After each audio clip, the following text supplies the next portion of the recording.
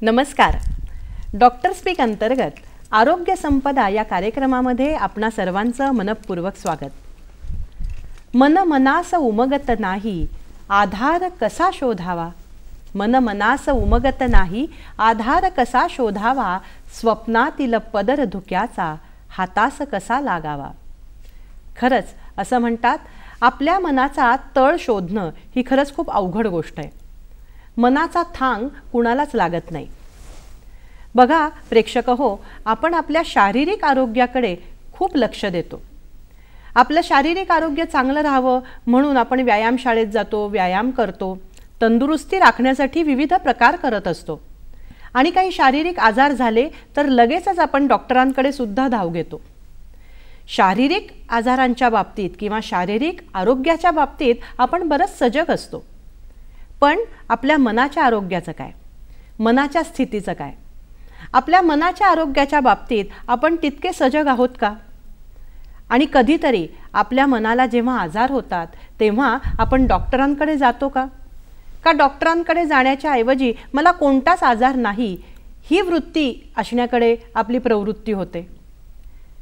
एकंदरीतच मनाचं आरोग्य, मानसिक आरोग्य आणि त्याच्याविषयीची चर्चा ही सुद्धा आजच्या काळाची गरज आहे. आणि म्हणूनच आपण आज आरोग्य संपदा या कार्यक्रमामध्ये मानसिक आरोग्याबद्दल चर्चा करणार आहोत. या मानसिक आरोग्याचं नेमकं महत्त्व काय आहे, त्याचा शारीरिक आरोग्यावर नेमका काय परिणाम होतो आणि विविध मानसिक आजार काय असतात, त्याची लक्षणं कशी ओळखायची किंवा त्याच्यावरनं सुटका आपल्याला कशी करून घेता येईल, या सर्वांचा विचार आजच्या आपल्या आरोग्य संपदा कार्यक्रमामध्ये आपण करणार आहोत. आणि त्यासाठी आपण विशेष आमंत्रित केलेलं आहे याच क्षेत्रामध्ये 20हून अधिक वर्षांचा अनुभव असणाऱ्या एका डॉक्टरांना, ज्यांचं नाव आहे डॉक्टर निशिकांत थोरात. नमस्कार डॉक्टर. आरोग्य संपदा कार्यक्रमामध्ये आपलं मनपूर्वक स्वागत. नमस्कार, धन्यवाद. डॉक्टर निशिकांत थोरात हे सहयोगी प्राध्यापक आणि विभाग प्रमुख म्हणून ससून रुग्णालय आणि बीजे वैद्यकीय महाविद्यालयामध्ये मनोविकृतीशास्त्र विभागात कार्यरत आहेत. त्यांनी आपलं MBBS आणि MD हे शिक्षण मुंबईला केलं आणि मनोविकृतीशास्त्रामध्येच त्यांचं हे सर्व शिक्षण झालेलं आहे. मोठ्या मोठ्या शहरांबरोबरच ग्रामीण भागामध्ये सुद्धा रुग्णसेवा पोचावी आणि मानसिक आरोग्याबद्दलची जागरूकता निर्माण व्हावी यासाठी ते कार्यरत आहेत. त्याचप्रमाणे व्यसनमुक्तीच्या उपचार केंद्रांवर ते नोडल ऑफिसर म्हणून सुद्धा कार्यरत आहेत. ते योगदान देतात आणि पदवी आणि पदव्युत्तर अशा विद्यार्थ्यांसाठी डॉक्टर अध्यापन सुद्धा करतात. तर आज आपण त्यांच्याकडून मानसिक आरोग्याचं नेमकं महत्त्व काय आहे ते जाणून घेणार आहोत. डॉक्टर, मानसिक आरोग्य आणि त्याच्या समस्या यांच्याकडे वळण्या अगोदर मला एक अतिशय प्राथमिक प्रश्न आहे की मानसिक आरोग्याची व्याख्या नेमकी कशी करायची? तुम्ही जसं सुरुवातीला म्हटल्याप्रमाणे मन हे खूप एक चंचल प्रवृत्तीचं असतं आणि मन ही जी संकल्पना आहे ही अमूर्त आहे. अगदी. म्हणजे आपल्या शरीरामध्ये आपले विविध ऑर्गन्स असतात. मेंदू आहे, हृदय आहे, फुफ्फुस आहे. तर हे सगळे ऑर्गन्स आपल्याला दिसू शकतात, परंतु मन हे माणसाचं कुठे आहे आणि ते शोधायचं म्हटलं तर ते आपण शोधू नाही शकणार, कारण ते एक अमूर्त संकल्पना आहे. परंतु जे काही आता सायन्समध्ये अभ्यास झालेला आहे आणि त्या दृष्टीने आपण असं समजतो की मेंदू आणि मेंदूची चालणारी कार्य म्हणजे कल्पनाशक्ती करणे किंवा विचार करणे किंवा कृती करणे, भावनांचा समतोल साधणे, ह्या ज्या क्रिया असतात ह्या मेंदूमार्फत आपल्या चालतात आणि या क्रियांचाच एकत्रित संगम म्हणून आपण मन माणसाचं चालतं असं आपण म्हणू शकतो. तर ह्या मनाचं आरोग्य म्हणजे मानसिक आरोग्य आपण म्हणतो की त्याच्यामध्ये की मनुष्याचं विचार करणे किंवा त्याने ॲक्शन करणे एखादी, आणि त्याला ते भावनांचा त्याचा जर समतोल आहे याच्यामध्ये जर समतोल असेल तर आपण माणसाचं आरोग्य व्यवस्थित आहे असं म्हणू शकतो. आणि जेव्हा एखादी व्यक्ती त्याच्या पूर्ण क्षमता ओळखून आणि दिवसभरातल्या त्याच्या ताणतणावांना सामोरं जाऊन कुठेतरी समाजासाठी, स्वतःसाठी आणि कुटुंबासाठी जर तो एक काहीतरी योगदान करू शकत असेल तर आपण असं म्हणू शकतो की त्या व्यक्तीचं मानसिक आरोग्य हे ठीक आहे. शारीरिक आरोग्याच्या बाबतीत आपण बरीच काळजी घेतो, पण मनाच्या आरोग्याच्या बाबतीत तितके आपण सतर्क नसतो. तर मला एक सांगा ना डॉक्टर, की शारीरिक आरोग्य आणि मानसिक आरोग्य यांचा नेमका परस्पर संबंध कसा असतो? शारीरिक आरोग्य आणि मानसिक आरोग्याचा खूप घनिष्ठ संबंध आहे आणि दोघं पण एकमेकांना पूरक आहेत. दोघांचं पण एकमेकांवर अवलंबून आहेत. बरोबर. जेव्हा आपण शारीरिक आरोग्याची व्याख्या करतो तेव्हा WHO जी वाक्य आहे, म्हणजे जागतिक आरोग्य संघटनेने जी हेल्थची व्याख्या केलेली आहे त्याच्यामध्ये शारीरिक आरोग्य, मानसिक आरोग्य आणि पुढे चालून त्यांनी असं पण म्हटलंय की आध्यात्मिक आरोग्य पण गरजेचं असतं. तर या तिन्हींचा जेव्हा संगम एकत्रितपणे होतो तेव्हा आपण असं म्हणू शकतो की कुठल्या व्यक्तीचं एक आरोग्य हे ठीक आहे. आणि जेव्हा आपण मानसिक आरोग्य आणि शारीरिक आरोग्याचा संबंध बघायला जातो तर आपल्याला असं दिसून येतं की जेव्हा शरीराला काही इजा होते किंवा आपण पडतो, काहीतरी आपण एखादा किंवा आपल्याला आजार झालेला असतो तर त्यावेळेस आपली चिडचिड होते किंवा आपलं मन लागत नाही, तर तो जो त्याच्यावर हा मनावर इफेक्ट होतो. आणि जेव्हा मनाचं आरोग्य ठीक नसतं, म्हणजे एखादा आपला मूड ठीक नसतो किंवा कधी कधी आपल्याला उदास वाटत असतं तर त्यावेळेस त्याचा शरीरावर पण आपल्याला परिणाम झालेला दिसून येतो. आणि जास्ती चिंता किंवा ताण असेल तर नक्कीच त्याच्यामधून आपल्याला विविध प्रकारचे शारीरिक आजार झालेले पण दिसून येतात. जसं जर डोकं दुखत असेल कोणाचं तर त्याच्यामध्ये असं कारण असू शकतं की ते काहीतरी मानसिक तणाव किंवा मानसिक त्रास त्याच्यामध्ये असेल. आणि आपण असं पण बघतो की जर आपलं आता जे पचन संस्था आहे ही पण एक खूप महत्त्वाची संस्था आहे. जर पचन संस्थेचं जर आरोग्य ठीक नसेल किंवा म्हणजे पचनाचे काही लोकांना विकार असतात पण ते जेव्हा त्याच्यामध्ये काहीतरी गडबड असेल तर त्या माणसाचं मानसिक आरोग्य पण ठीक नसतं. म्हणजे आपण असं बघतो की बऱ्याच वेळा पोट साफ न होणे किंवा पोटामध्ये काहीतरी त्रास होणे याच्यामुळे माणूस आपल्याला डिस्टर्ब होतो, त्याची चिडचिड झालेली आपल्याला दिसून येते किंवा त्याचं कामामध्ये मन लागत नाही. तर असा हा शारीरिक आरोग्य आणि मानसिक आरोग्याचा खूप घनिष्ठ संबंध आहे आणि दोघांचं पण एकमेकांना पूरक आहेत. दोघांचा पण समतोल राखणं प्रत्येक व्यक्तीसाठी हे खूप गरजेचं आहे. जेव्हा मानसिक आरोग्य चांगलं असण्याचा किंवा नसण्याचा आजच्या काळामध्ये काय प्रभाव पडतो किंवा काय नेमकं महत्त्व आहे? मी जसं म्हटल्याप्रमाणे की आपलं जे आपण दिवसभरातनं सकाळी उठल्यापासून संध्याकाळपर्यंत किंवा झोपेपर्यंत ज्या आपण ॲक्टिव्हिटीज करतो दिवसभरामधले, विद्यार्थी असो किंवा कुठे आपण काम करत असू, तर आपण सकाळी उठल्यापासून संध्याकाळपर्यंत आपण पळत असतो किंवा आपल्या काही ज्या रोल्स आपण वेगवेगळे पूर्ण करत असतो. तर ह्या करण्यामध्ये आपलं शरीर आपल्याला साथ देत असतं, परंतु हे करण्यामागे जी काही एक प्रकारचं प्रेरणा असते किंवा ती करण्याची ओढ असते तर ती आपल्याला मनापासून भेटत असते. आणि जसं मन त्याला प्रवृत्त करेल तसं त्या पद्धतीने आपण ते त्या गोष्टी आणि त्या कृती करत असतो. तर एखाद्या गोष्टीमध्ये जर एखाद्या व्यक्तीचं मन नसेल किंवा त्याच्या ती आवडती गोष्ट नसेल तर ती व्यवस्थित होणार नाही किंवा जर त्याचं कॉन्सन्ट्रेशन किंवा त्याची पूर्ण एकाग्रता त्या कामामध्ये नसेल तर नक्कीच ती गोष्ट त्याच्याकडनं ती व्यवस्थितपणे होणार नाही. त्याच्यामुळे मन एकाग्र करणं आणि शरीर आणि मन या दोन्हीचा संगम असणं किंवा समतोल असणं हे आजच्या आयुष्यामध्ये खूप गरजेचं आहे. आपण बघतो की आजचं प्रत्येकाचं आयुष्य धकाधकीचं झालेलं आहे आणि प्रत्येकाच्या आयुष्यामध्ये स्ट्रेस हा आपण खूप आजकाल कॉमनली वर्ड यूज करतो की प्रत्येकाच्या आयुष्यामध्ये काही ना काही ताण आहे. किंवा विद्यार्थी असेल किंवा युवक असेल किंवा गृहिणी असतील किंवा ओल्ड एज मधले वयोगटातली लोक असतील, प्रत्येकाच्या जीवनामध्ये हा स्ट्रेस असतो. कारण आजकालचं आपलं जे जगणं झालेलं आहे हे खूप धावपळीचं आहे आणि स्पेसिफिकली म्हणजे शहरामध्ये आपण जर बघतो की प्रत्येकजण कुठे ना कुठे बांधलेलं आहे आणि प्रत्येकाचं आयुष्य हे घड्याळाला बांधलेलं आहे, काट्यावर चालणार आहे. त्याच्यामुळे या सगळ्या धावपळीमध्ये मानसिक आरोग्य हे राखणं खूप गरजेचं आहे आणि मानसिक आरोग्य जर राखलं तर आपण आपल्या कुटुंबासाठी, आपल्या स्वतःसाठी आणि आपल्या समाजासाठी काहीतरी भरीव काम करू शकतो आणि ते करणं हे प्रत्येकाचंच कर्तव्य आहे. अगदी. माझ्या मनामध्ये अनेक प्रश्न आहेत या मानसिक आरोग्याच्या संदर्भात, ते आपण डॉक्टरांना विचारणारच आहोत, पण तत्पूर्वी घेऊयात क्षणभराची विश्रांती. डॉक्टर स्पीक अंतर्गत आरोग्य संपदा या कार्यक्रमामध्ये पुन्हा एकदा आपणा सर्वांचं मनपूर्वक स्वागत. मला एक आता पुढचा प्रश्न असा विचारायचा आहे की जसे विविध डेज म्हणजे दिवस दिन साजरे होतात त्याप्रमाणे मानसिक आरोग्याचा कोणता दिन असतो का, आणि तो जर असेल तर त्याचा काय इतिहास आहे किंवा तो कधीपासून नेमका सुरू झाला? मानसिक आरोग्यासाठी पण एक असा दिवस आहे की ज्याच्यामुळे आपण मानसिक आरोग्याबद्दलचा प्रसार जास्ती चांगल्या पद्धतीने करू शकतो. तर 10 ऑक्टोबर हा दरवर्षी जागतिक मानसिक आरोग्य दिन म्हणून साजरा करण्यात येतो.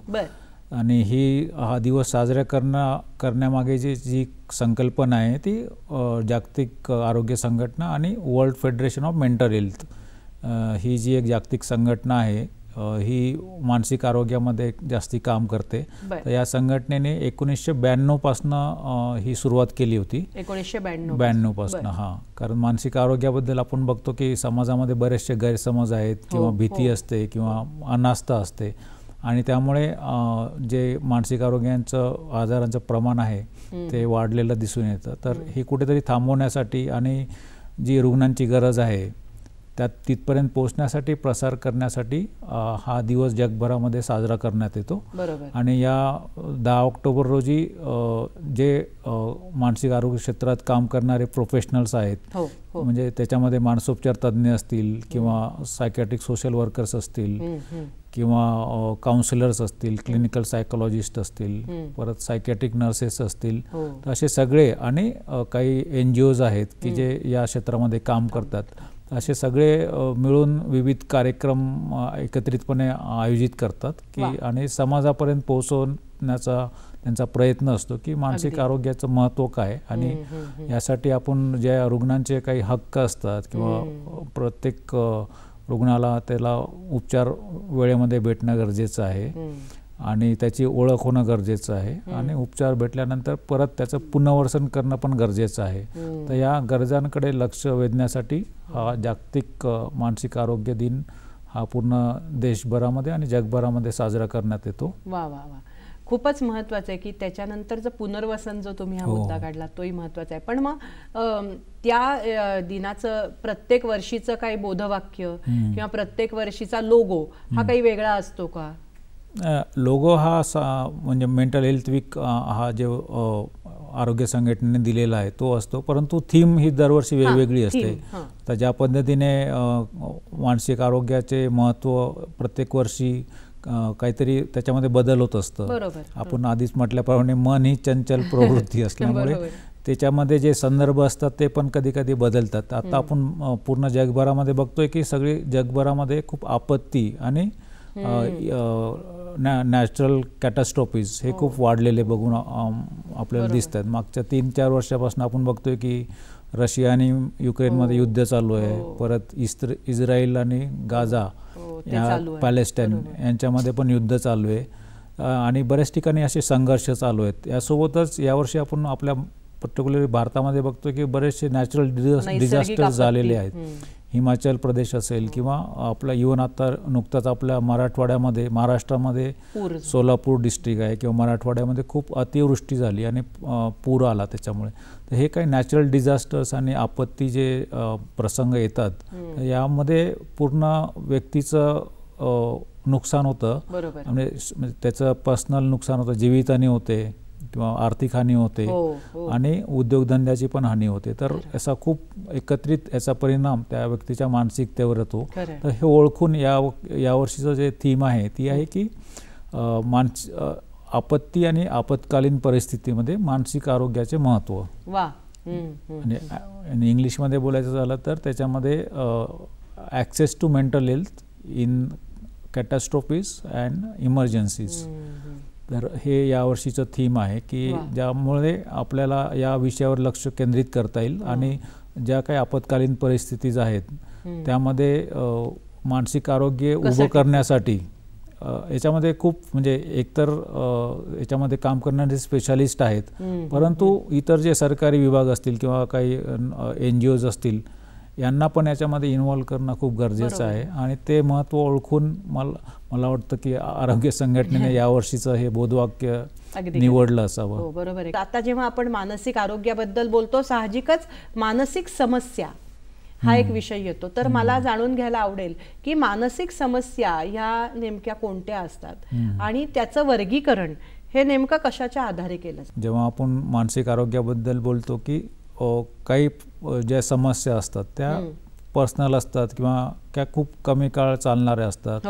म्हणजे कोणाचं कुठेतरी काहीतरी वाद झाला, कोणाशी घरामध्ये वाद झाला किंवा ऑफिसमध्ये कोणाशी काहीतरी बिनसलं, तर त्याचा परिणाम आपल्या विचारक्षमतेवर किंवा आपल्या मूडवर होतो. म्हणजे आपल्याला लगेच आपल्याला थोडं आपल्याला मनाला खट्टू होतं किंवा मन नाराज होतं. तर ह्या थोड्या समस्या असतात.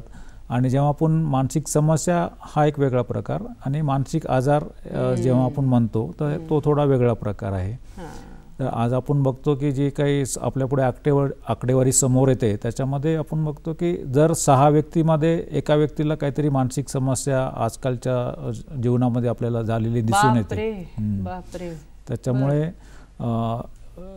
जर मानसिक समस्येबद्दल बोलायचं झालं तर ताणतणाव, स्ट्रेस किंवा झोप न येणे किंवा कामामध्ये मन न लागणे किंवा कुठेतरी व्यसनाधीनतेकडे वळणे, अशा काही समस्या आपल्याला दिसून येतात. किंवा रोजच्या कामामध्ये इंटरेस्ट नसणं. परंतु हेच प्रमाण जर आपण व्यवस्थित हाताळलं नाही तर याचं पुढे चालून त्याचं मानसिक आजारांमध्ये रूपांतर होऊ शकतं. म्हणजे समस्या यांची जरा तीव्रता कमी असते, समस्यांची तीव्रता कमी आहे.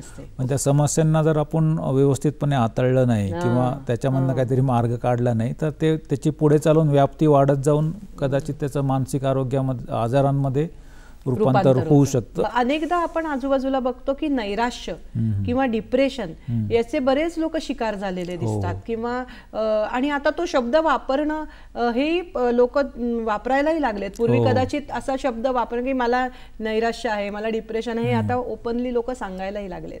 तर हे येण्यामागचं कारण नेमकं काय आणि आजच त्याचा परिणाम किंवा प्रमाण हे आजकालच्या काळात का नेमकं वाढलंय? नैराश्य किंवा डिप्रेशन हा एक महत्त्वाचा मानसिक आजार आहे की ज्याच्यामध्ये व्यक्तीला त्याच्या कामामध्ये इंटरेस्ट वाटत नाही किंवा त्याला सतत उदास वाटत राहतं किंवा त्याच्या मनामध्ये नैराश्याची भावना निर्माण होते आणि त्याला कुठेतरी पुढे त्याचं चालून त्याला कदाचित आत्महत्येचे विचार पण त्याच्यामध्ये आलेले दिसून येतात. तर नैराश्य किंवा डिप्रेशन ही खूप कॉमनली आजकाल यूज करण्यात येणारी एक मानसिक आजाराचं प्रकार आहे. आणि बरेचसे रुग्ण आमच्याकडे येतात तर त्यांना बाकी काही माहिती नसतं, पण ते म्हणतात की मला डिप्रेशन झालेलं आहे की माझ्या रुग्णाला डिप्रेशन झालेलं आहे. तर पण डिप्रेशन हा एक मानसिक आजार आहे की ज्याच्यामध्ये काही लक्षणांचं ठोकताळे आपण बांधतो की ते काही लक्षणं असतील आणि ती जर खूप कालावधी म्हणजे ॲक्च्युली 2 आठवड्यापर्यंत जर कुठल्या व्यक्तीला सतत उदास वाटणं किंवा कामात मन नसणं किंवा जे गोष्टी करायला त्याला आधी इंटरेस्ट असायचा त्या गोष्टी त्याच्याकडनं होत नसतील किंवा त्याचं मन लागत नसेल आणि हे जर 2 आठवड्यापर्यंत पुढे कंटिन्यू राहत असेल तर त्याला डिप्रेशन झालेलं आहे असं आपण निदान करू शकतो. आणि त्याच्यामध्ये आमच्या मेडिकल टर्मिनॉलॉजीमध्ये आणखी पण काही प्रकार असतात, परंतु तो डॉक्टरांचा विषय झाला. बरोबर. प्रेक्षक हो, आपल्याला मानसिक आरोग्याबद्दल आणि त्या समस्यांबद्दल जाणून घ्यायचंच आहे, पण आपण थोडीशी विश्रांती घेऊ आणि परत या विषयाकडे वळूयात. डॉक्टर स्पीक अंतर्गत आरोग्य संपदा या कार्यक्रमामध्ये पुन्हा एकदा आपणा सर्वांचं मनपूर्वक स्वागत. तुम्ही आम्हाला नैराश्य याचा लक्षणं तर सांगितली, म्हणजे कारणं तर सांगितलीत, पण मला असं म्हणायचं आहे की जेव्हा एखादा रुग्ण घरात बाजूबाजूला वावरत असतो तेव्हा त्याला स्वतःलाही काहीतरी वळख जाणवतोच, पण त्याच्या आजूबाजूच्या लोकांनाही त्याच्यामध्ये काहीतरी बदल जाणवत असतील. तर हे नेमकी कोणती लक्षणं असतात की जी स्वतःला आणि दुसऱ्याला जाणवत असतात? एखाद्या व्यक्तीला जर डिप्रेशन झाले असं आपण जेव्हा म्हणतो तर त्याच्यामध्ये त्याच्यासोबत राहणाऱ्या नातेवाईकांना ती लक्षणं त्याच्यामध्ये दिसून येतात की जशी की तो व्यक्ती उदास राहतो किंवा कोणाशी बोलत नाही किंवा तो समाजापासून थोडा वेगळा राहतो, आयसोलेट झालेला असतो, किंवा तो स्वतःशीच एकलकोंडापणा त्याच्यामध्ये झालेला दिसून येतो. बरोबर.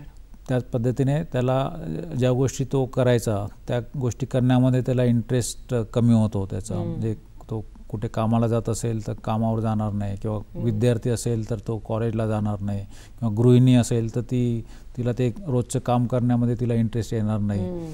तसंच यासोबतच ही लक्षणं 1-2 आठवड्यासाठी असायला हवीत, आणि त्यानंतर त्याच्यामध्ये त्या व्यक्तीला थकवा जाणवणं, किंवा त्यांची भूक मंदावणं, किंवा कधी कधी आपण बघतो की भूक जास्ती पण लागते, किंवा कधी त्यांची झोप डिस्टर्ब होणं, किंवा कधी कधी झोप जास्ती लागणं, असं पण झालेलं आपल्याला दिसून येतं. आणि त्या व्यक्तीला असं वाटतं की मी एकटा पडलेलो आहे, मला कोणी मदत नाही करणार, आणि भविष्याबद्दल त्याला निराशावादी वाटू शकतं. आणि कामामध्ये त्याचं कॉन्सन्ट्रेशन लागत नाही, म्हणजे ते एकाग्र मन होत नाही. आणि यासोबतच काही वेळा आपल्याला असं दिसून येतं की त्या व्यक्तीचा चिडचिडापणा पण त्या व्यक्तीमध्ये झालेला दिसून येतो. म्हणजे छोट्या छोट्या कारणामुळे जर चिडचिड होत असेल. आणि दुसरं काही लक्षणं आहेत ती की मी जसं सांगितलं की मन आणि शरीर हा एक खूप संबंध घनिष्ठ आहे. आणि डिप्रेशनचं प्रमाण हे आपण बघतो की स्त्रियांमध्ये जास्ती आहे. त्याच्यामुळे बऱ्याच वेळा आपल्याकडे कसं आहे की स्पेशली म्हणजे ग्रामीण भागामध्ये डिप्रेशन झालं असं सांगणं थोडं शर्मेचं किंवा असं वाटू शकतं. हां, तर त्याच्यामुळे काय होतं की ही जी डिप्रेशनची लक्षणं आहे ती शारीरिक लक्षणांमधून आपल्याला झालेली त्याचा परिणाम दिसून येतो. ते प्रगट होतात, ती शारीरिक प्रकट होतात. हां, म्हणजे सततची डोकेदुखी, किंवा सततची बॅकएक, पाठदुखी, नंतर सततचं जॉईंट्स दुखणे, किंवा सततचं पोट खराब असणे, आणि सततचं थकवा जाणवणे, ह्या जे काही लक्षणं आहेत. आणि याच्यामध्ये तो रुग्ण किंवा ती व्यक्ती आपल्या साधारण जे जनरल डॉक्टर्स असतात त्यांच्याकडे जाऊन आलेले असतात, आणि त्यांना काही ते निदान लागत नाही की ते सगळे रिपोर्ट्स, ब्लड रिपोर्ट्स नॉर्मल असतात, सगळ्या तपासण्या, सोनोग्राफी, सिटी स्कॅन सगळे नॉर्मल असतं, आणि तरी पण त्या व्यक्तीचं जे दुखणं थांबत नाही. मूळ कारण त्याचं हे असतं की त्याच्यामध्ये कुठेतरी डिप्रेशनचा आजार लपलेला असतो. तर अशा लक्षणांचं पण देखील डिप्रेशनचा आजार त्याच्या पद्धतीने आपल्याला दिसून येतो. पण आता तुम्ही डॉक्टर म्हणालात की लोक जायलाच तयार नसतात, किंवा त्यांना ते लपवायचं असतं की अशा पद्धतीचं डिप्रेशन आहे किंवा नैराश्य आहे, मग ते शारीरिक त्रासातनं कुठेतरी दिसायला लागतं. पण ज्या वेळेला एखादा रुग्ण आता तुमच्याकडे आला की बाबा त्याला कळलंय की आपल्याला काहीतरी वेगळं आहे, किंवा निराशा आहे, आपल्याला डिप्रेशन सारखं काहीतरी आपल्याला लक्षणं दिसत आहेत, तर त्यावेळेला तेव्हा तो तुमच्याकडे येतो आणि तुम्ही उपचाराला सुरुवात करता, तेव्हा एक साहजिकच प्रश्न येतो, आणि तो गैरसमजही असतो मनात की एकदा ही औषधं घ्यायला लागली की ती कायमची घ्यायला लागतात, मग ती खूप काळ घ्यायला लागतात डिप्रेशनवरची औषधं. मग मला असा प्रश्न येतो की हे खरं आहे का? आणि दुसरं म्हणजे गोळ्या आणि औषधांनी बरं होतं का त्याला समुपदेशन, काउन्सिलिंगची पण सेशन्स घ्यायला लागतात? नक्कीच बरं होऊ शकतं, पण त्याचं योग्य निदान आणि वेळेत आणि लवकर होणं गरजेचं असतं. आणि एकदा उपचार चालू केल्यानंतर नक्कीच त्याच्यामध्ये नक्कीच फरक होतो, आणि रुग्ण परत पूर्वीसारखा परत पूर्ण जोमाने काम करू शकतो, आणि डिप्रेशन पूर्णपणे निघू शकतं. तर याच्यामध्ये डिप्रेशनमध्ये उपचार करण्यास मध्ये आपण बघतो की त्याची तीव्रता किती आहे, म्हणजे ते लक्षणं कधीपासून आहेत आणि किती सिव्हिअर प्रकारचे आहेत, त्या दृष्टीने आपण पुढच्या उपचारांची दिशा ठरवतो. कधी कधी मायनर डिप्रेशन असतं, किंवा काहीतरी नातेसंबंधातली तणाव असतो, किंवा अगदी जवळच्या व्यक्तीचा मृत्यू सुद्धा काहीतरी अशी घटना, कुटुंबामध्ये काहीतरी घटना झाली, किंवा काहीतरी आर्थिक नुकसान झाले, आणि त्याच्यामुळे येणारं डिप्रेशन.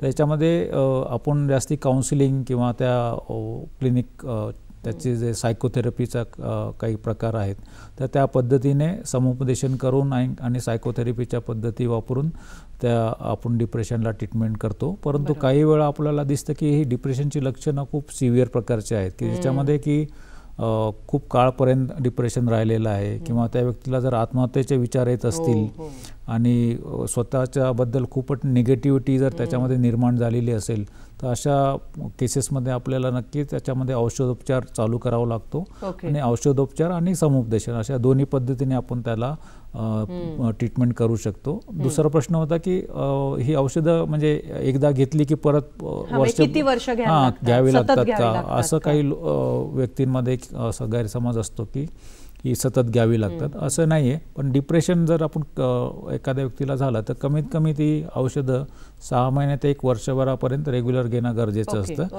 परंतु औषधोपचार चालू केल्यानंतर काही दिवसांमध्ये म्हणजे 2 ते 3 आठवड्यामध्ये त्या व्यक्तीच्या मूडमध्ये किंवा त्याच्या डिप्रेशनमध्ये फरक झालेला आपल्याला दिसून येतो. आणि असं नाही की ह्या औषधांची कुठेतरी सवय लागते. जर ती व्यक्ती डिप्रेशनमधनं पूर्ण बाहेर आल्यानंतर नक्कीच आपण ती औषधी कमी करून बंद करू शकतो. आणि असे बरेचसे आमच्याकडे अशी उदाहरणं आहेत की ती व्यक्ती पूर्णपणे डिप्रेशनमधनं बाहेर आली आहे आणि परत त्यांना औषधोपचारांची गरज लागली नाही. वा. माझा पुढचा प्रश्न डॉक्टर असा आहे की आता डिप्रेशन बद्दल आपण बोललो, पण सर्वच मानसिक आजार याच्या मागे नेमकी कारणं कोणती असतात? म्हणजे आर्थिक कारणं असतात किंवा मग अशी आपण नॅचरल कलॅमिटीचा उल्लेख केला, सामाजिक असू शकतात, कौटुंबिक असू शकतात. तर तुमच्या या अनुभवामध्ये तुम्हाला ही कोणती कारणं दिसतात? मानसिक आजारांमध्ये आपण बघतो की जी काही कारणं आहेत त्याच्यामध्ये महत्त्वाचं कारण हे एक आहे की अनुवंशिकता.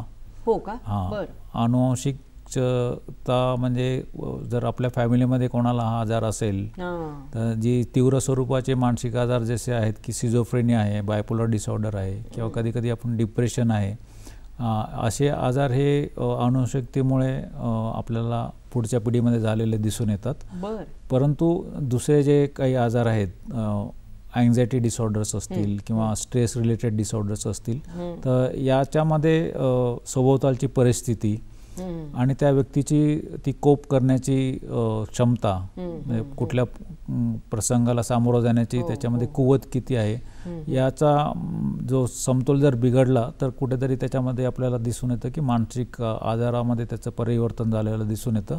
यासोबतच काही व्यक्ती ही व्यसनाधीनतेकडे वळतात किंवा काही व्यक्तींना त्यांच्या मेंदूला इजा होते किंवा ॲक्सिडेंट झाला असेल किंवा मेंदूला काही इजा झाली असेल तर त्याच्यामुळे पण काही ठिकाणी मानसिक आजार आपल्याला झालेले दिसून येतात. आणि आर्थिक कारण किंवा कौटुंबिक कारण पण असतील. जी म्हणजे त्या सभोवतालच्या जे कारणं त्याच्यामध्ये आहेत की कुठेतरी आर्थिक प्रॉब्लेम किंवा नुकसान झालेलं असेल किंवा कुठेतरी पैशाचा लॉस झाला असेल किंवा जवळच्या व्यक्तीचा मृत्यू झाला असेल किंवा जवळच्या व्यक्तीमध्ये काहीतरी आजाराचं निदान झालं आहे आणि त्याच्यामुळे पण स्ट्रेस झालेला असेल. आणि आज आपण बघतो की व्यक्तींमध्ये कलह निर्माण होतात. म्हणजे प्रत्येक व्यक्तीची ही पर्सनॅलिटी असेल की वेगवेगळी असते, त्याच्यामुळे 2 व्यक्तीमध्ये जर कुठेतरी कलह निर्माण झाला किंवा 2 कुटुंबांमध्ये काहीतरी वितुष्ट निर्माण झालं तर त्याचा पण एक परिणाम म्हणून मानसिक आजार किंवा डिप्रेशनसारखे आजार झालेले आपल्याला दिसून येतात. आणि आजकालच्या आयुष्यामध्ये जे आपण म्हणतोय की हे प्रमाण वाढलेलं आहे, तर हे वाढण्यामागे कारण हेच आहे की कुठेतरी माणसाची समाधानी वृत्ती जे आपण बघतो की पूर्वी जी होती ती आता कुठेतरी कमी झालेली दिसून येते.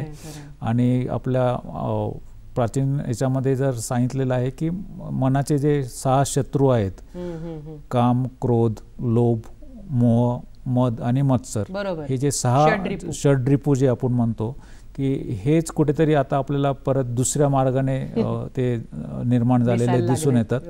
कारण प्रत्येक मनुष्य हा कुठेतरी कशाच्या मागे तरी पळतोय. आणि आपण आता आपलं सोशल मीडिया यूज जास्त आहे किंवा तंत्रज्ञान एवढं प्रगत झालं की पूर्ण जग एकमेका खूप आपण जवळ आलो. पूर्वी आपण कम्युनिकेशन एवढं आपल्या व्यक्तींमध्ये नव्हतं. म्हणजे आपल्याला जर कुठे आपल्या गावी किंवा पत्र कम्युनिकेट करायचं असेल पूर्वी आपण पत्र पाठवायचो किंवा टेलिफोन तर त्यावेळेस चैनीची वस्तू होती. म्हणजे टेलिफोन प्रत्येकाकडे नव्हता, त्याच्यामुळे कम्युनिकेशन फार व्हायचं नाही. परंतु आता आपण जगात कुठेही असलो तरी 1 सेकंदामध्ये आपण तंत्रज्ञानामुळे पोहोचू शकतो. तर हे प्रत्येक आयुष्यात मनुष्याचं आयुष्य हे खूप ओपन बुक झालेलं आहे. त्याच्यामुळे काय झालं की दुसऱ्यांबद्दल ईर्ष्या निर्माण होणं किंवा दुसऱ्याच्या आयुष्यात काय झालंय, काय चाललंय हे बघण्याची प्रवृत्ती वाढली आहे. आणि आपल्याकडे काय आहे याच्यापेक्षा म्हणजे दुसऱ्याकडे काय आहे आणि ते माझ्याकडे का नाही, आणि ते मिळवण्यासाठी मग पुढे धडपड करणं आणि स्पर्धा करणं, ह्या गोष्टी खूप वाढलेल्या आहेत. आणि त्याच्यामुळे आपण बघतो की हे एक प्रकारचं डिप्रेशन किंवा स्ट्रेस रिलेटेड प्रॉब्लेम्स खूप वाढलेले आहेत. आजच्या परिस्थितीचं अगदी यथार्थ वर्णन करताय. माझ्या मनात अनेक प्रश्न आहेत याच्याही पुढे, पण प्रेक्षक हो, तत्पूर्वी घेऊयात क्षणभराची विश्रांती. डॉक्टर स्पीक अंतर्गत आरोग्य संपदा कार्यक्रमामध्ये पुन्हा एकदा आपणा सर्वांचं मनपूर्वक स्वागत. डॉक्टर, तुम्ही फार महत्त्वाचं सांगितलं की पूर्वी संपर्काची साधनं नव्हती आणि तरी सुद्धा आता सगळं जग जवळ आलंय आणि मग एकमेकांच्या आयुष्यात डोकावून बघण्यासाठी आपण धडपडत असतो आणि ते करून मग आपल्याकडे काय नाही याच्याबद्दल असमाधान व्यक्त करतो आणि तेच असमाधान कुठेतरी मानसिक आजारांच्या रूपात बाहेर पडत असतं. मला एक वाक्य आठवतं की more the means of communication less we communicate. Yes yes. त्यामुळे सुसंवाद कमी झाला, नुसतीच संपर्काची साधनं वाढली, असं झालंय खरं.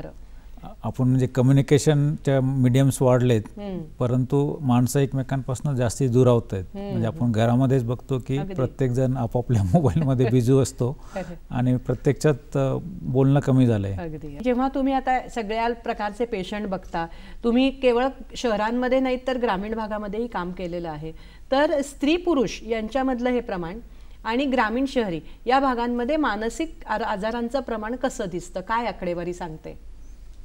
साधारणतः आपण बघतो की शहरी आणि ग्रामीण या भागामध्ये जे सिव्हिअर मानसिक आजार जसे आहेत की सिझोफ्रेनिया आहे किंवा बायपोलर डिसऑर्डर्स आहेत, डिप्रेशन आहे, तर यांचं प्रमाण हे साधारणतः सारखंच आपल्याला दिसून येतं की सिझोफ्रेनियामध्ये जर 100 व्यक्तींमागे एका व्यक्तीला सिझोफ्रेनियासारखा आजार होऊ शकतो. तसंच बायपोलर डिसऑर्डर हा एक 100 व्यक्तींमध्ये एका व्यक्तीला हा आजार होऊ शकतो आणि त्या मानाने डिप्रेशनचं प्रमाण हे जास्ती आहे आणि साधारणतः 10 ते 15 व्यक्तींना हा डिप्रेशनसारखा आजार असा होऊ शकतो आणि याचं प्रमाण हे स्त्रियांमध्ये जास्ती आहे.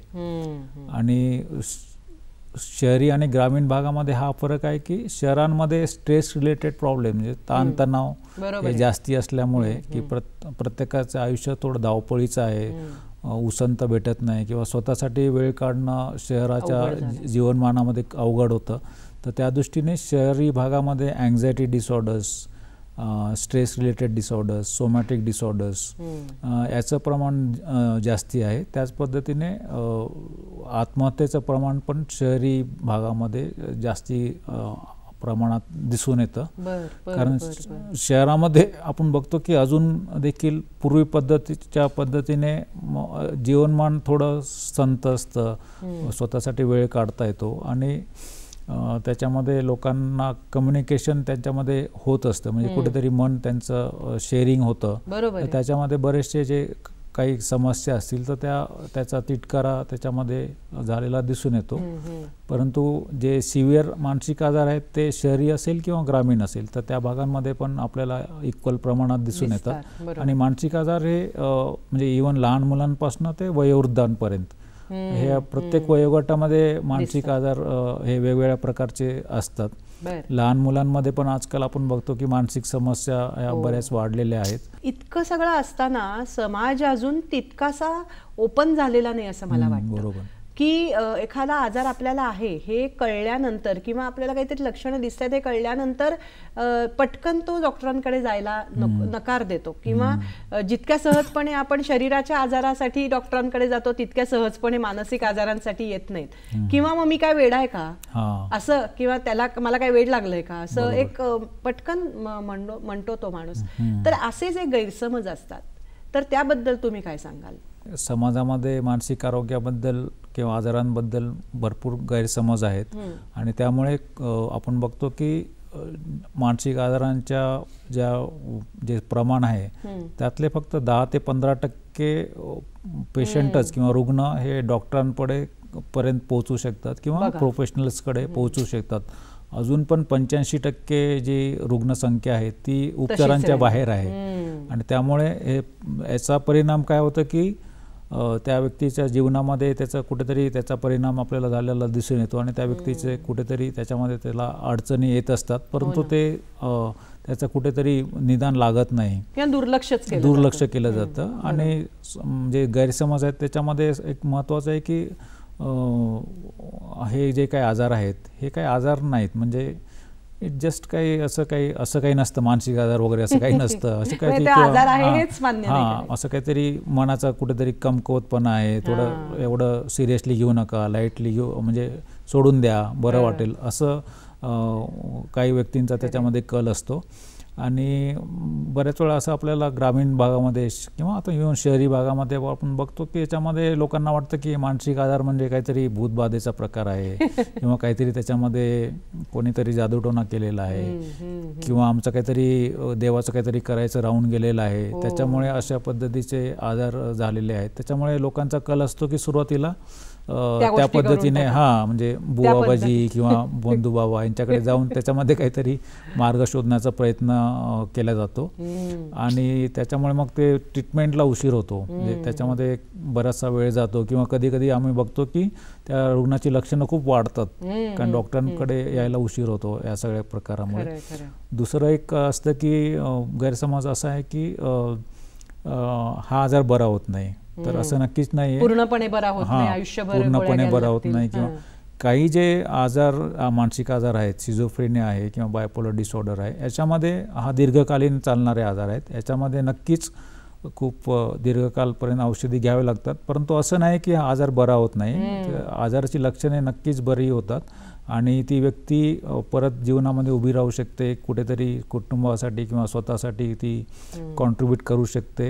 हे उपचारांनी आपण असं झालेलं बऱ्याच वेळा आपल्याला दिसून येतं. तर असं नाही की मानसिक आजार बरे होत नाहीत, मानसिक आजार नक्कीच बरे होतात. आणि जी काही ट्रीटमेंट असं नाही की एकदा ट्रीटमेंट चालू केली ती सगळ्यांनाच ती लाईफ लॉंग घ्यावी लागेल किंवा आयुष्यभर घ्यावी लागेल, असं बिलकुल नसतं. ती त्या व्यक्तीचा आजार आणि समस्या याच्यावर ते डिपेंड करतं की किती काळपर्यंत त्याला औषधी घ्यावी लागते. आणि डॉक्टरांचा पण असा एक आमचा दृष्टिकोन असतो की ही औषधी कमीत कमी त्या रुग्णाला कमीत कमी काळापर्यंत घ्यावी लागावी, असाच आमचा एक दृष्टिकोन असतो. आणि त्याची कुठेतरी सवय त्याला लागू नये याकडे पण आमचा कल असतो.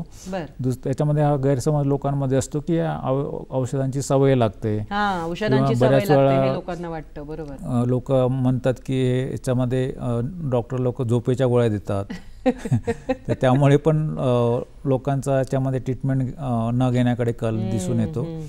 तर काही वेळा नक्कीच आम्हाला जेव्हा रुग्ण खूप हिंसक असतो किंवा ॲजिटेटेड झालेला असतो किंवा तो स्वतःला किंवा इतरांना काहीतरी इजा पोहोचवण्याच्या स्थितीमध्ये असतो, तर त्यावेळेस आम्हाला काही झोपेची इंजेक्शन्स किंवा गोळ्या त्याच्यामध्ये वापरावी लागतात.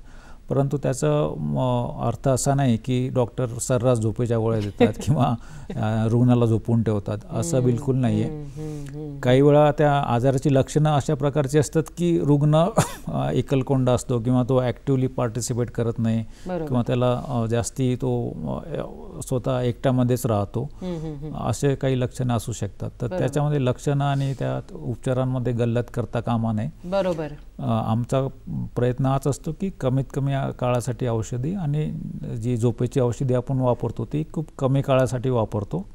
एकदा ती लक्षणं कमी झाली की ती झोपेची औषधी आपण नंतर बंद करतो. बरोबर. आता आपण आणखी एका गंभीर विषयाकडे वळणारच आहोत, पण तत्पूर्वी घेऊयात क्षणभराची विश्रांती. डॉक्टर स्पीक अंतर्गत आरोग्य संपदा या कार्यक्रमामध्ये पुन्हा एकदा आपणा सर्वांचं मनपूर्वक स्वागत. आत्महत्या हा सुद्धा एक गंभीर इश्यू आहे, हा गंभीर प्रश्न आहे, जे नैराश्येतनं उचललेलं टोकाचं पाऊल आहे असं आपण म्हणू शकतो. तर याची नेमकी कारणं काय असतात? नक्की खूप महत्त्वाचा विषय या ठिकाणी चर्चेला घेतलेला आहे की आत्महत्याचं प्रमाण हे आजच्या समाजामध्ये खूप वाढलेलं दिसून येतं. पूर्वी आपण आत्महत्यांबद्दल एवढं वाचायचो नाही किंवा आपल्याला ऐकायला यायचं नाही, कुठेतरी एखादी घटना व्हायची. परंतु आजकालच्या आपण बघतो की सोशल मीडिया असेल किंवा न्यूजपेपर मीडिया असेल, दररोज काही ना काही सतत काही ना काही घटना ह्या आत्महत्येच्या बातम्या येत असतात. तर जो काही आता आपल्याकडे डाटा समोर येतोय तर त्या पद्धतीने जगभरामध्ये पूर्ण वर्षामध्ये जवळजवळ 1,70,000 किंवा 1,80,000 एवढी लोक आत्महत्या करतात. आणि त्याचं जर आपण एक ढोबळमानाने जर म्हणायला गेलो तर दर 40 सेकंदाला एक आत्महत्या एवढं याचं प्रमाण वाढलेलं आहे. आणि लहान मुलं असतील किंवा विद्यार्थी असतील किंवा युवक युवती असतील किंवा ओल्ड एज असेल, या सगळ्या वयोगटामध्ये आत्महत्येचं हे प्रमाण वाढलेलं आहे. नक्कीच म्हणजे हे जे काही आत्महत्येचं प्रमाण वाढलेलं आहे याच्यामध्ये आपल्याला दिसून येतं की कुठेतरी आपण चुकवत आहोत. म्हणजे कुठेतरी आपली जगण्याची दिशा चुकलेली आहे किंवा कुठेतरी आपण कमी पडतोय किंवा विचारांची दिशा चुकलेली आहे आणि आपण कशाच्या तरी मागे जे काही आपलं म्हणजे आहे की व्हर्च्युअल गोष्टींच्या मागे जास्ती पळतोय आणि त्याच्यामुळे येणारं डिप्रेशन आणि डिप्रेशनमधनं होणारी आत्महत्या, ह्या सगळा तो एक प्रकारचं चक्र झालेलं आहे. आणि आत्महत्या जसं हे आपण बघतो की आत्महत्या करण्याचं प्रमाण हे पुरुषांमध्ये जास्ती प्रमाणात आहे आणि अटेम्प्ट जास्ती स्त्रियांच्या याच्यामध्ये दिसून येतात. पण मग आता जेव्हा आपण आत्महत्यांबद्दल बोलतो त्यावेळेला त्या रोखण्यासाठी आजूबाजूच्या नातेवाईकांनी काय करायला पाहिजे, हा एक छोटा पहिला प्रश्न. आणि डॉक्टर नेमकं त्यावर काय करतात? आत्महत्या मागे काही मानसिक आजार असू शकतात, जसं मी आपण आधी चर्चेला घेतलेलं आहे की सिझोफ्रेनिया, बायपोलर डिसऑर्डर असेल, डिप्रेशनसारखा मानसिक आजार असतील किंवा त्याच्या वैयक्तिक आयुष्यामधले काही ताणतणाव असतील, कोणाचा लॉस झाला असेल, फायनान्शियल लॉस असेल किंवा कुठेतरी कोणाचा मृत्यू जवळचा व्यक्तीचा झाला असेल, तर ह्या कारणामुळे त्याला डिप्रेशन आलं असेल तर आणि त्याच्यामध्ये जर ती लक्षणं वाढत गेली किंवा त्याची तीव्रता जास्ती वाढली तर त्या व्यक्तीला आत्महत्येसारखे विचार येणं साहजिक असतं. आणि जर त्या नातेवाईकांनी त्यावेळेस असं लक्ष दिलं पाहिजे की त्यावेळीच त्याच्यामध्ये उपचार करणं किंवा त्याच्याबद्दल बोलणं खूप गरजेचं असतं. पण आपण बऱ्याच वेळा असं बघतो की त्या पद्धतीने त्यांना मदत मिळत नाही वेळेमध्ये आणि कुठेतरी त्याचं आत्महत्येमध्ये त्याचं रूपांतर झालेलं की जी एक टाळता येण्यासारखी गोष्ट आहे. सहजी संवादातनं किंवा त्याच्याशी चर्चा करून त्याला जरा कन्सोल करून हे होण्यासारख्या असतात गोष्टी, पण हा संवाद केला जात नाही. पण मग डॉक्टर यावर काय करतात? जेव्हा आम्हाला असं लक्षात येतं की कुठेतरी ही व्यक्ती आत्महत्यासारखा त्याच्या मनामध्ये विचार घोळतोय, तर आम्ही ती नक्कीच एक धोक्याची घंटा असते डॉक्टरांसाठी की त्या व्यक्तीचं डिप्रेशन असेल किंवा दुसरा काही आजार असेल तर त्या पद्धतीने आपण त्याच्यामध्ये थोडी तीव्र स्वरूपाचे उपचार आपण चालू करतो, औषधोपचार चालू करतो. आणि कधीकधी औषधोपचाराने फरक पडत नाही तर काही इंजेक्शन्स आता आलेली आहेत की ज्याच्या इंजेक्शन्समुळे त्या व्यक्तीच्या याच्यामध्ये मानसिकतेमध्ये बदल पडतो आणि आत्महत्यासारखे त्याचे जे विचार आहेत ते दूर होतात. आणि त्यानंतर त्या व्यक्तीला समुपदेशन आणि सायकोथेरपी, ज्याच्यामध्ये कॉग्नेटिव्ह बिहेवियर थेरपी हा एक सायकोथेरपीचा प्रकार आहे. तर त्या प्रकाराचं आपण समुपदेशन, त्याचे सेशन्स घेऊन देखील त्या व्यक्तीच्या समस्येवर किंवा प्रॉब्लेमवर आपण काम करतो आणि त्यातनं मग आत्महत्येसारख्या घटना ह्या टाळू शकतो. आता स्पेशली आता विद्यार्थ्यांमध्ये जे आत्महत्या आपण बघतो की प्रत्येक विद्यार्थ्याला त्याचा अभ्यासाचा ताण आहे, परीक्षेचं टेन्शन असतं किंवा स्पर्धा भरपूर आहे, पुढे जाण्याची प्रत्येकजण धडपड पडत असतो. स्पेशली आपल्याकडे जे कोचिंग सेंटर्स आता एक पद्धतीचे चालू आहेत, त्याच्यामुळे प्रत्येक विद्यार्थी याच्यामध्ये मानला गेलेला आहे. आणि कोटासारख्या शहरामध्ये आपण मागे नुकतीच मूवी त्याच्यामध्ये त्या ठिकाणी अशा आत्महत्येचं प्रमाण जास्त आहे, कारण प्रत्येक विद्यार्थ्याची क्षमता ही वेगवेगळी असते. कुठेतरी आपण ॲज अ पालक म्हणून किंवा टीचर म्हणून त्या विद्यार्थ्याची क्षमता ओळखणं गरजेचं आहे. आणि त्या क्षमतेपलीकडे जर त्याला काहीतरी आपण उगीच त्याच्यामध्ये जर टाकत असू किंवा त्याला काहीतरी तू हाच विषय घे किंवा तू हीच शाखा निवड आणि त्याच्यामध्ये तुझं करिअर कर, असं कुठेतरी त्याची जर गल्लत झाली तर त्या गोष्टीचा ताण त्या विद्यार्थ्यांना असतो आणि पुढे चालून मग त्याला जर ते अभ्यासक्रम झेपला नाही किंवा त्या याच्यामध्ये त्याला जर इंटरेस्टच आला नाही तर त्याच्यामध्ये ते कुठेतरी समाजाची भीती असते की लोक काय म्हणतील, आई वडील काय म्हणतील, तर त्या भीतीपोटे कुठेतरी विद्यार्थी खरं तर ही तरुण म्हणजे आजच्या देशाचं भविष्य आहेत आपल्या, आणि त्यांनीच जर आत्महत्येसारखं टोकाचं पाऊल उचललं तर ही खरंच धोक्याची घंटा आहे.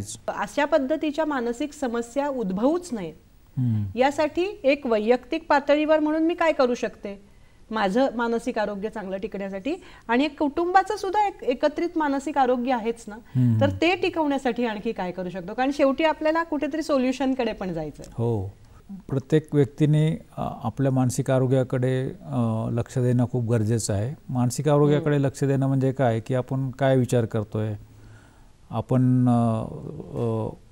कसं वागतोय, किंवा आपल्या भावनांवर आपलं नियंत्रण आहे की नाही. म्हणजे विचार, कृती आणि भावना या तिन्हीचा समतोल आपल्या आयुष्यामध्ये आहे की नाही हे प्रत्येक व्यक्तीनं बघणं गरजेचं आहे. विचार, कृती आणि भावना. कारण हे तीन जर समतोल असेल तर आपण म्हणू शकतो की त्या माणसाचं किंवा त्या व्यक्तीचं मानसिक आरोग्य ठीक आहे.